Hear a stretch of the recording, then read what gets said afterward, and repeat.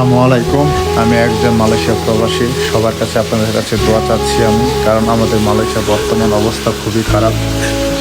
5-6 দিন যাবৎ অনেক বৃষ্টি পড়তেছে, যে বৃষ্টির কারণে মালয়েশিয়ার অনেক স্থান, ঘরবাড়ি পানি নিচে চলে গেছে। আপনারা সবাই মালয়েশিয়াদের জন্য দোয়া করবেন, আর বিশেষ করে আমাদের বাংলাদেশি ভাইদের জন্য দোয়া করবেন। অনেকেই কাজ নাই, অনেকেই ঘরবাড়ি বর্তমান নাই, বাসা নাই, ওরা খুব কষ্ট করতেছে। তো আপনাদের সবার কাছে দোয়া চাচ্ছি যে আমাদের প্রবাসী ভাই এবং মালয়েশিয়া খুব দ্রুত গতিতে যেন সব কিছু ঠিক হয়ে যায়। সবাই দোয়া করবেন ইনশাআল্লাহ, এই দোয়া কামনা করছি। আসসালামু আলাইকুম, সবাই ভালো থাকবেন।